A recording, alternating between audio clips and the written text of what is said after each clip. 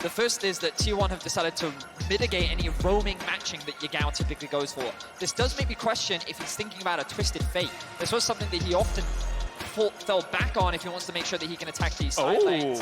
The other thing that I noticed is this Jace ban does suggest to me that they're looking at a Fiora top line for 369. T1 are saying we can play the entire map on Summoner's Rift, and you cannot, JDG. You cannot catch up with us. Betty is glad to be here with a Nocturne pick, even though it's not mid lane with you, because being able to turn off the lights, you saw what T1 were able to do, pulling JDG across the map in the previous game. Now you can deny teleports even with the early Nocturne ultimate and Rise plays from Faker. He obviously still has it with the Realm Warps. JDG though, they stick to comfort. They got the Viego already for 369, throw the Renekton for 369 there, as well as the Viego for Kanavi. So the Renekton does make a lot of sense in terms of being a safe blind. There aren't many things that Zeus could pick that would give him a winning matchup, but he doesn't need a winning matchup. We know how versatile of a player he is, and Carrier's just flexing through all the different champions that he could pick as an option. I actually loved the hover of the Gangplank the most because it gives them another global to work with. And I have confidence in Zeus as far as the carry play. Yeah, even though that was just a hover early, that is my preferred matchup into Renekton. Have confidence in Zeus to avoid letting 369 stack a big enough wave to dive him on. 369 is a solo kill specialist. As we said coming into this game, he has the highest solo kills of anyone in the tournament at 7. Now though, against Zeus, can you do it? Gangplank, if you stack a wave versus him, maybe they could bring Kanavi and go for the kill, but you're gonna have to coordinate. The thing that I love about T1's approach to the draft in this series is they recognize, as the world does, that JDG have gotten this far because of their team fighting. Their objective setup, their control around the map is what makes them world class. So T1 said, you know what? How do you fare in 1v1, 2v2, and side lanes? And this is an area where JDG have not consistently been tested, whereas T1 is more than happy to play that style. With Zeus and Faker playing at their prime, it is an advantage that JDG just don't seem to have a reliable answer for. It's globals, globals, globals for T1, and first pick, Lucian Nami, bottom lane. The core of it all. Guma and Keria, top 2 KDA players coming into this series, and they are proving worth the investment. We'll see how many more games T1 can pick up. Game 1 was incredibly close. Game 2, pretty close as well, but T1 closed it out with a lot of swagger at the end. And now we get to see it all again. Certainly Gangplank, a bit fewer tools than Yone in super outplaying a 1v3, but I want to see it all the same. We know Zeus is an incredible player. Owner, we'll see how much he's able to play around the Renekton. The gank power not huge up there, but I want to know what he does other than rush level 6. And Zeus has started with Corrupting Potion here for himself on the Gangplank, so you can be very, very aggressive in early lane phase, spamming out your Qs with your Corrupting Potion ticking to get a lot of strong trades. But the real crux will be, can he get enough money for his Sheen back with that investment? Well, Prime Gaming is giving away 150,000 RP to several lucky fans every single day of Worlds. Head over to PrimeGamingWorlds22.com to enter and make sure to put in today's secret code to get bonus entries.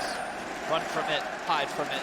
It will find you all the same. The TSM chants have made their way. In every city, which I am very happy about. It is so much fun to be back here casting in front of a 20,000 person arena. Do you want to sound like 20,000 people right now? The Thank energy you. is electric here in Atlanta, Georgia. Let's see if we can keep that energy up as we move into game 3. So we're looking at the early game, the early pathing. Ona going to start on the Raptors. Nocturne's early clear through these multiple mob camps is very fast, very efficient, and he's likely going to convert that into the reds, and then perhaps do a full clear topside or path towards his bot. Yeah, definitely expect a full clear from him. Should be noted that during 369, base tanking the barrel tri-brush play here from Zeus, he was able to get his ward there down onto the Krugs, so they'll have that timer on the Nocturne full clear. And it is also worth noting, you don't just go from Raptors to red for your full clear for Nocturne. He's trying to get all these smaller camps down and respawning quicker. by going to Krugs first, then picking up red buff. It's a hyper-efficient path, right? Because as you rightly said, it gets those respawn timers going much quicker, but also what's crucial is he's doing a full clear from top side into the bot lane. The person we also have to keep our eyes on is Kanavi. Often what he's done is full clear on one side of the map into a mid lane gank. We've seen that 2 times in a row, and we've seen Faker burn some type of summoner, whether it be Ghost or Flash, or basically pressure being put onto Faker in mid lane. This ward, though, that you just highlighted for me, Kobe, covers for that. T1 have adapted, and they've recognized that this is a consistent play that Kanavi looks to make, so they're mitigating any early pressure to give Faker a little bit more safety in the 1v1. More poke in the bottom side. Temporary 3 CS lead here for Guma as he's shoving that one down. Obviously, Nocturne has rushed down to his bottom side now, gets his own blue buff at level 3, and then can kind of path back up. We'll see which way he goes long term. Yagao makes like he's putting a ward down. Looks like he actually doesn't go for it, but makes the move to say, I've warded the invade, you know. Actually finally does put it down. So we'll see if Nocturne comes through, or if he goes for a gank through. Obviously, he wants to go behind. It's hard to gank Azir from the front. And it's far enough back that the controller doesn't see it. Actually pretty important to get the positioning right away from a control ward. Kanavi has skipped one camp and is up top side. This is what I was talking about for playing against Gangplank. Stack a wave and go for the dive early. That's your opening. Here we go. Wants to find this done at the right time. Lets the W go down, puts all the attacks done at one time. Zeus just going to let him drop the aggro, but the health bar's down to 100. He can't clear his wave very fast. The turret's been reset. Second stun comes across. First blood claimed. Kanavi will have to flash to drop aggro. They did it. They execute on the stack, wave, and dive versus Gangplank. The classic for Renekton matchup here into it. I will say as well, for that early W, Kanavi was trying to predict the flash. Even though it looks kind of weird there, Zeus holds onto his flash. He saves the summoner spell, still goes down, and is able to teleport right back, so at least he doesn't lose that many minions. And crucially, he got 11 CS and Futures Market, meaning he could afford Sheen on the recall. Yeah. That is so important as the Gangplank, and he has the item he needs to play his lane out. That was our exact question for him. Yeah. So big stuff there, even though going down. So JDG with that first blood money, repeat from Kanavi as the wave has bounced back. And Nocturne's here. Now Renekton, I mean, it's Pickaxe versus Sheen. They're actually both relatively powerful here. Gets away from the barrels, gets the passive back, and the bait, the trap has been set.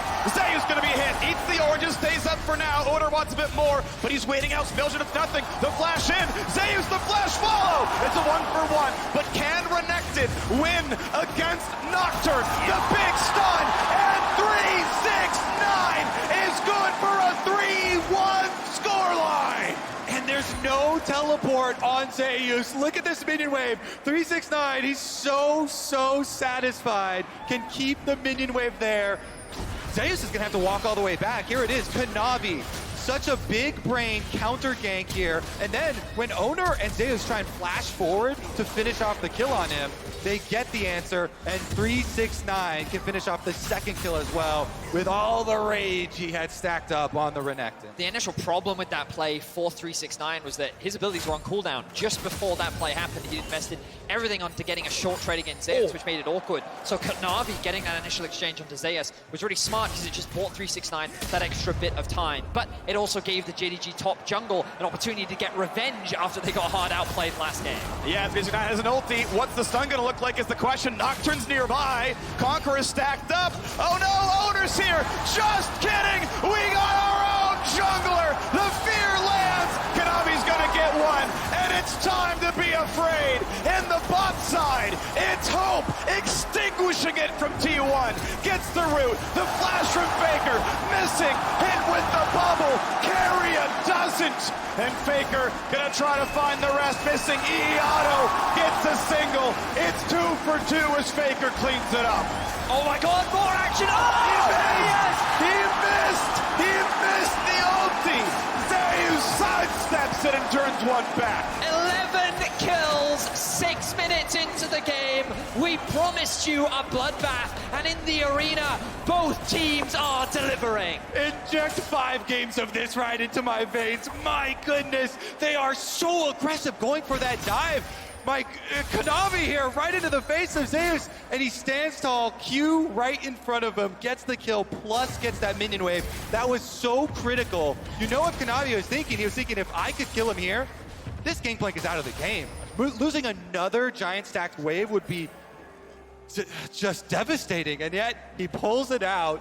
both dives. Let's take a look back at the beginning before all the craziness. So 369, he gets level 6 and he's committed to getting this kill. Doesn't quite have the stun up yet, not sure where that was available, but you're gonna see him use it just now as the Nocturne spell shield gets broken by the Q into the stun. But it's enough damage for Kanavi to get that conversion and then go for a commitment onto Zeus. He's so low in the top lane. Oh, the but orange heal, and he realizes Kanavi, if he stays underneath the tower, it's gonna be a 1-for-1. We didn't get to see the 2v2 kill in bot lane as we get back into action. Both Dungeons have ultis, but there's no fight to be had. The CC not really there to be landed. Of course, missing without much available on his kit. Ulti not there just yet. Barely level 5 for Keria, so far from Tidal Wave. Just gonna be there to clear out the wave and let it shove in. So we can see once again Kanavi covering for his laners. This is something that he's consistently done throughout the series to make sure that they can get this push underneath the tower to either allow him to invade, get deep vision, or to allow the laners to reset and spend that gold. Right now they're contesting that bot side River Vision. You will be able to secure that crab, and T1 will just be forced to watch. Now, as we move forward, what is this bottom lane going to mean? It means Nocturne is in the lane, and it means Hope has died. Missing a bit low, but not enough damage to kill him out of the turret. Exactly, we can't even get our words out. It's so action-packed here. T1's strategy, though, remember, all the globals drafted to play around this bottom lane. The first pick, Lucian Nami, rewarded again. This is now a 2-kill Faker Rise in mid lane that can roam down there, plus the Nocturne ultimate just used by Owner will secure not only turret plates for Guma and Keria, but also the dragon stacking starts now. And I think that that was really crucial for T1 because dying in the 2 versus 2 from JDG was not a great position for the Lucian Nami to be in. We've seen Gumayushi do this before, but he's able to bounce back as he demonstrated last game. But the fact that Faker and Owner can consistently roam towards the bot side of the map and just make sure that T1's duo stays ahead is something that Yagao just can't match on the Azir. Exactly. No lane is safe now. T1, with their draft, investing so heavily into globals. Zeus is going to be pushed off a little bit more of this top lane presence. Just getting him off the XP, but the same thing, of course, was happening to the JDG bottom side. Faker goes back to mid to play his own wave.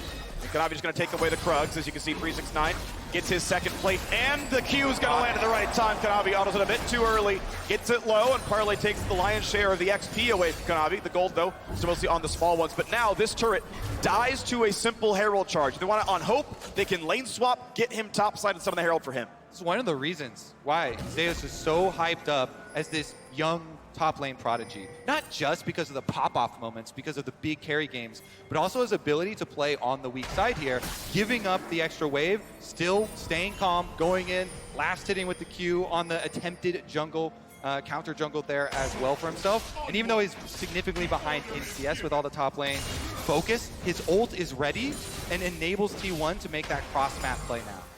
Certainly is. We'll see where he chooses to invest it. Right now, both supports have made their way back out onto the map. Keria, in the first 2 games, went deathless. So far in this game, he was killed, but by missing, which is quite ironic that the only person that can kill him before 15 minutes is another support. But T1 dead even right now with JDG with a slight gold lead. Faker has to be careful, though. The ultimate is available for Yagao. He chooses not to commit those. They don't know it, but they're wary of Owner and his ability to very quickly join the fight. Yeah, they're just itching to use this global composition. Gangplank ultimate ready, Nocturne ultimate ready, Faker as well afterwards with the Realm Warp. If they first get the kill, then he can Realm Warp the minions forward to help push on towers, and they're going now. Big damage down to the turret, down to 2 plates itself, as Hope will be able to clear the wave out, but it forces that TP from Yagao, and it means T1 gets to push down mid lane first. Maybe Faker can come out of plate down to this mid lane. Much like last game, T1 with all the advantages in the questions that they can pose to JDG. Hey, what will you do if we force on bottom lane? Well, you have to teleport. Now you've got this giant long cooldown. You can't get right back to mid. They just push the mid lane in. They will take the teleport cooldown advantage and not force the dive there. Just use the cooldowns elsewhere. I like the way that you described that. It's T1, oh, hang on, ult. Nocturne is here, waits for the double dash, flashes on both of them. Is it going to be able to Gangplank ulti? 369 runs away, flash for flash, 2 for 1 on ultimates. 369 barely lives, has zone TP to get back to lane. The play was great from Owner. You flash commit to make sure that the tether stays in range of the champion you're looking to fear. Unfortunately, Zeus just couldn't quite get in range to deal that extra bit of damage to get the kill. Big heal, actually, 140 back on that one. Kanavi getting a bit low, but he's not in range of hard CC, and helps the wave get cleared. Gets his own fast recall because of the Herald and inventory, but timer down below 1 minute, has to make his way to a lane soon. I want to point out how far forward all these lanes are for T1. Look at this, the tenacious fighting. Bottom lane shoving up in the 2v2. Top lane constantly being matched by Owner in the 2v2. Faker as well. Mid lane. They are not letting JDG move onto this map. T1, they know how to play the early game with high aggression. This is a team that throughout the year has been known for their incredibly dominant early game. And I think that they've demonstrated at this World Championship that they know how to transition that lead into quick wins. Most of their games, sub 30 minutes. This is a team that dominates with the early lead, but JDG, they're used to aggression, okay? They're from the LPL, the homeland of aggressive tendencies in the early game, and they are accustomed to weathering that storm. The question is, can they get the fights that they're looking for? And especially in that aggressive homeland, they are the kings of coming back. So that keeps it exciting here. We'll see if they're able to fight their way out of it this time. Well, the money of the turret does go to 369. Gore Drinker now done. As he, of course, tries to stack his armor against Triple AD, holding the front line with his Gore Drinker. Has the gold lead, but obviously the scaling so much better on the gangplank. Carrier looking for any wards that could be put down or swept away. The red buff will be claimed. I think possibly the biggest difference too in this game is that this is a game where T1 are going to be the early Dragon stacking team. So Dragon arriving very shortly here. No teleport on Zeus or ultimate from the Gangplank. This is the one that gets a little bit dicey on the timing windows. Of course, your Gangplank ultimate cooldown comes up really quickly. So as long as it doesn't happen right now. Yeah, ult for ult, 369 takes the fight. The barrel's gonna get hit though, which means the slow is there. The passive reset, and Zeus wants to be the king of top lane. Barrels it down for a bit though, gets his passive back, flashes in, but it means the stun! Zeus flashes to deliver 300 gold. And we got more though, the fight isn't done. Tidewave coming across the bottom side. The knockup's gonna land. Lulu buys him some time, just barely does JDG live. This is the battle of top laners we wanted to see. 369 struck first, Zeus bounced back in game 2, and we saw the isolated 1v1 matchup. It was close, but Zeus oversteps, and 369 comes out on top. They have them both right now. They can both show up for this one. Can he ult over the wall? Kanavi is gonna burn that one. Flashes first, Nami's there, and the kill comes across. Faker's on a killing spree, missing flashes for his life.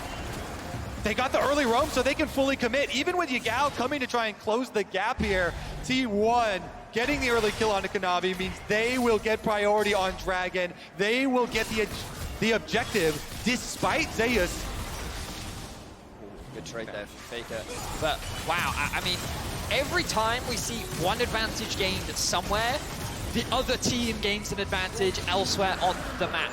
And it was just really good awareness from T1 to commit to that bot side of the map play. They're able to collapse much faster compared to JDG, largely because of this Z in the mid lane, and Faker on the rise once again is first to the play. But let's look back at this 1v1. So Zeus feeling pretty confident with his Trinity Force, but on live, I was looking at the cooldown for his ultimate. It was only a few more seconds afterwards. And you can see here he has the option with extra distance, but he flashes in instead without waiting for the ultimate, and 369 just rips him a new one. This is 369 Renekton, okay?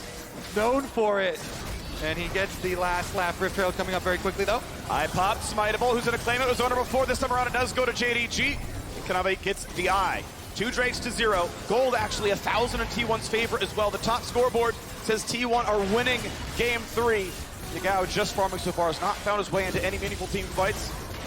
See if the Herald charge can mean a bit more. It is 1-1 in turrets. Plates were close earlier. 369 able to hold the front line decently well.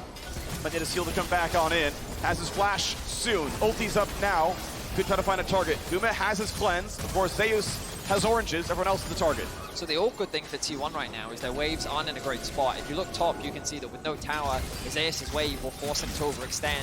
He is going to go answer it now as going to use She, will be forced to dash out. But the bot lane in the same vein, Faker can't really be sent to that bot lane, which means that JDG could just force this skirmish in the mid lane. There was room there for JDG to actually commit onto that tower, maybe even force a fight. But they decide, you know what, now that Zeus has pushed out that top wave, we'll go and catch it, and we'll look to reset. Yeah, T1 looked to get some breathing room. They sent Faker down to bottom side. So the only lane where they had already taken the outer tower. So Faker trying to push on bottom, get the minions up to the secondary tower, while the rest of the 4 squad here puts pressure on mid. The waves have cleared away. JDG obviously pretty good scaling on the Aphelios down here, but Guma has always put out so much damage in these fights moving towards the zone. rapid fire cannon later on. Missing gets Australia's done. JDG ever confident in the movement speed. We get 3 games in a row of Cloud Rift. Let's hear it for Cloud Dragon, baby. Yeah, it's the best one. My pick'ems are thankful, I will say. Oh, it actually has been 3 in a row. Yeah, that's crazy. I've been very keen on that one because Cloud Drake was the least killed Drake coming into this series. Oh, that's a big combo coming off, but Guma's not going to die to it. Bit of damage will at the very least delay Guma's back. The Herald will be now dropped mid. Opening this up gives JDG a lot more control and makes it easier to push into the enemy jungle. They've got a ward on him. 369 is seen. Here comes Tidewave. Here's the rest of it. Flashing on enemies. Nocturne is left alone in the back line. Gotta stay alive. The scoop coming across. It hits 2. A flash away from Keria. Somehow Owner is still not dead. Kanavi dives in. And the dive onto the tower. 369 gets 1. But it's a one-way trip. Faker takes him out. Yeah, that's a dive under tower, all right. 369 wanted another solo bolo onto Zeus, and he does get it, but at the cost of his own life. And it means JDG can't then finish out the tower after that little scrap. Nice little opening from Yagao, though, as you saw the angle, sweeps in, gets the knockback for the extra kill. Faker holds the line though. 4-0-0 now on the rise. He's just been picking up kill after kill, and he was the benefactor of 369's aggression. I believe he also picked up a shutdown as well. So this mid laner will only continue to get stronger, but let's have a look here. The Herald gets dropped down. Guma gets stunned up. The ultimate to disengage from JDG diving underneath the tower, but then there's no follow-up onto Owner's engage. Then the ultimate from Yagao is good, lands onto 2 members of T1. They're forced to flash out. Meanwhile, on the backline, 369 is able to get the kill onto Zeus. But look at Faker, locking up Zeus underneath the towers means that those stacking tower shots will hand the kill over to him. Oh, shutdown. Seems that I was incorrect in that statement, but regardless, it ends up being 1 for 2 overall, but the tower still stays strong, and T1 hold on to the gold lead.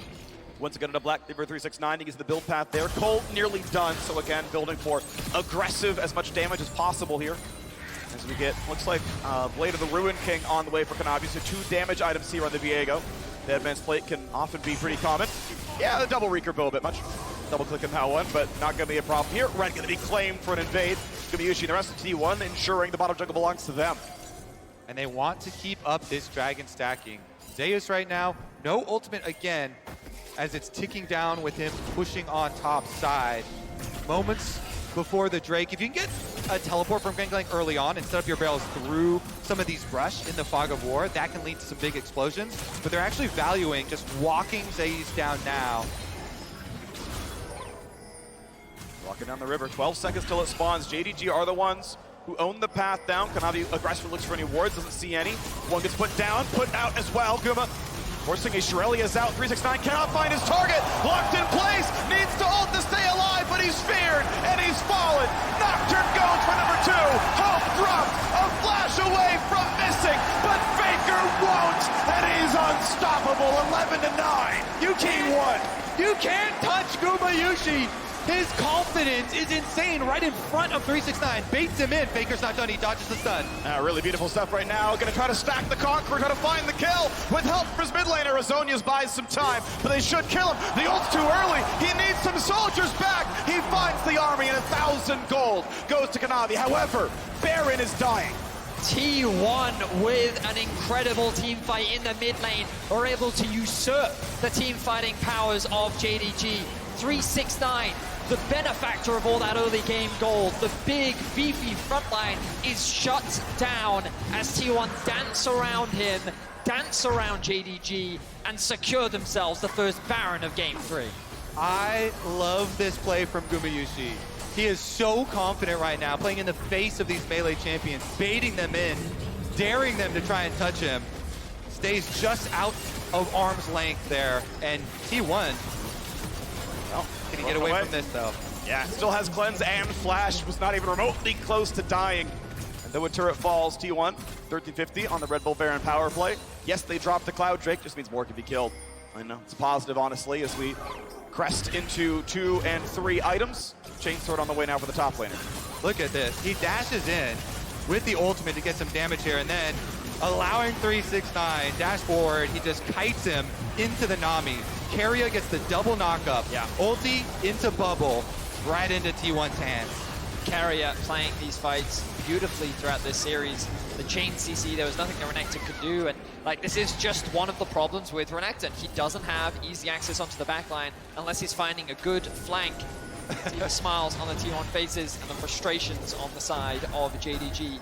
After losing that Baron, this game now becomes a lot harder to win as Gumayusi once again goes in. Chunks hope to have tidal wave, builds a lot of time. Getting away from the fear, but Nocturne dives for more. Owner's gonna get one and stay alive. Gumayusi is at one hit. Yagao kills him. Owner could go for a bit more. Big damage out of Zeus, finds one. Owner may go too far. He will jump two up, and he drops. In the top side, though, a solo kill, 369. Once again rolls the dice and takes down Faker, not even burning a flash. Into the mid lane, he's looking for the collapse, 369. Flash up in 5 seconds, could find a good target. Keria has nowhere to go, doesn't have his own flash, doesn't have a good way out. Shirelli has to get his target into range. I don't know if he can get the blast plant in time. Nicely done by missing. 369 finds the kill. JDG lose 2, but they kill 4. That's right, 4 dead on the side of T1. I was not expecting the fight to turn that way. T1 felt like they had such firm control over the game.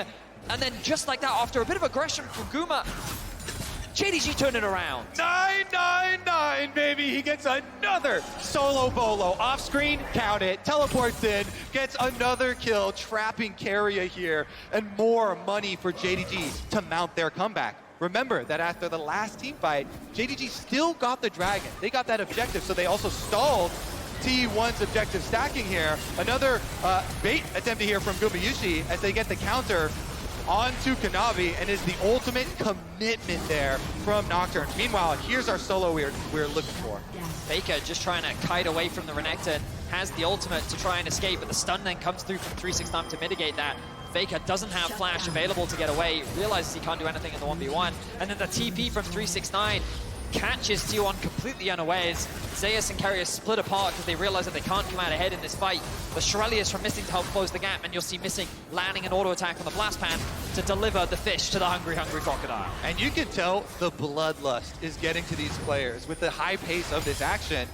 Earlier, Owner with the tower dive on that Nocturne, with the rest of his team just a little bit too far away by the mid tower, goes down and sets up for that play.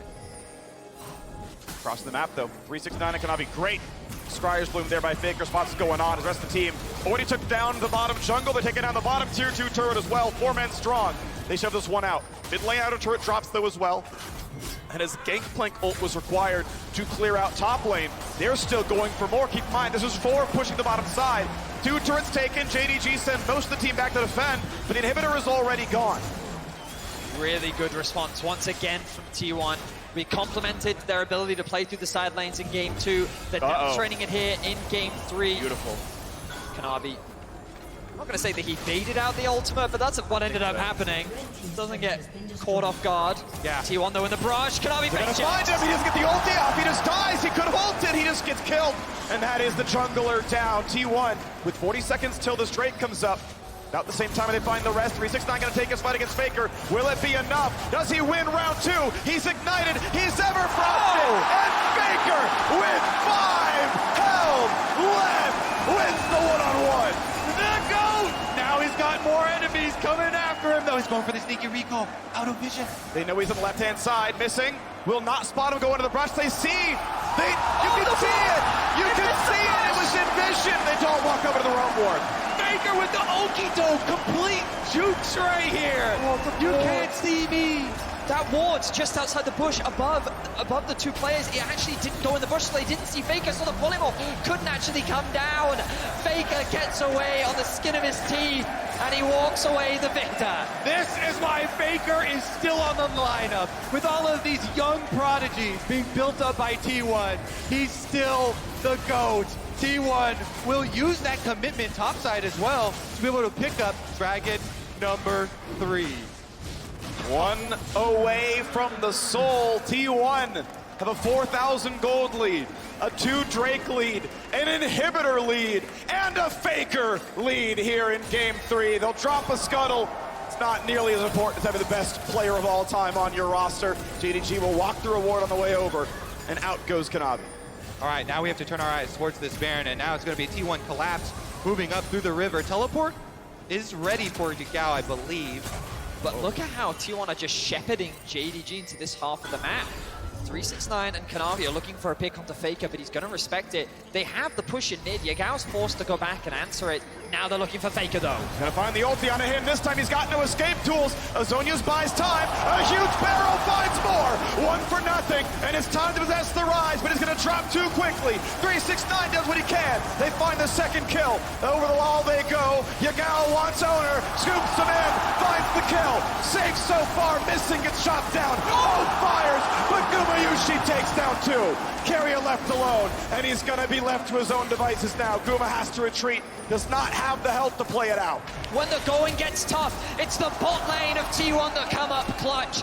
This bot lane cannot afford to be underestimated. And Gumayushi with a phenomenal Lucian performance. Carrier is just wasting their time, buying time for the T1 members to respawn. He will lose his life, but it does not matter. What was an incredible team fight for JDG. No, not going the base to. is still being attacked. He can't kill him, but he's stopping the recalls. They are losing Nexus turrets right now. At least Ganavi respawns the time. They don't lose too much. He'll get most of the farm. But Guma knows he's safe up here. They have how many TVs? They have both TVs up and available. They're just pinging it right now. The question mark pings are coming out from JDG. Is this something that you're trying to force? They're not going to force it right now. Yeah, they are. Yes, they are. They're going to send everyone. 369 sees it, though. Takes a chunk. He's got Yagao nearby. Ulti's up in 15 seconds, and the no Baron's being attacked, but this isn't going to be enough. Not everyone got into the pit. Owner can obviously blast plant back in, but honestly, JDG weather the storm. Bot lane inhibitor respawning before too long. There are still super waves coming in. They can collect some of the farm, and 369 can always TP back. What a clutch play there from JDG to actually pick Faker off, knowing he did not have the flash available this time around, could not delay as he did in the last time. And they get him, and they get enough of a health lead in that skirmish as well, so that T1, even with the AoE from the gangplank coming in, they still lose an extra person on the play. Wards being put right back up around that Baron. They know they can't let it out of their eyesight for a second. Look at the goal difference between the that's carries. quite early. The smite will come through for Onat, making sure that T1 have control around this objective. But the AD carry difference is so stark right now. 4 items completed for Gumayushi, along with the Dirk. Means that he is, I mean, he was the carry last game. He's been a huge carry for T1 throughout this World Championship. And he is a massive threat that JDG need to find a way to shut down. Faker almost at death cap as well, looking at inventories here. Could have a big power spike, and with inhibitor on bottom side, respawning fairly soon, they can still revert to split pushing with their global advantage. The Baron is going to be started off by T1. Once again, JDG must answer the call. They must walk into... They're doing without Guma. They're letting him show on the waves that they don't know it's dying so quickly, but Baron's going to drop here. Looking for the stun, not going to find it. Nocturne turns off the lights, and that's Baron claimed. Near the kill, it's an ult to safety for Kanavi. Cannot be in this fight. Oh, he's going to die. He's going to get shut down. The wall warp back into the jungle takes down the JDG jungler. They're not done yet. Faker flashes in. Gets the root, gets a bunch of damage. They turn back. He burns a stopwatch, and that's going to be him Oh! today. The barrel hits too. 369 does what he can, but he's got no team. Burns the stopwatch, immunes the fear, but it's not going to matter. There's the ace. Zeus, it's a million gigantic barrels. Faker makes the shot call, gets him in and out of the pit, and T1 are going for the base. T1 will wipe JDG off the map. What an incredible team fight, led by Gumayushi. The man has come up clutch once again. He shuts down the core carry of JDG, and they will shut down JDG in game 2.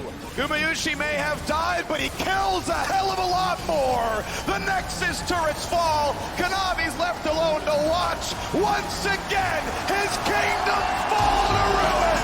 T1, 2-1.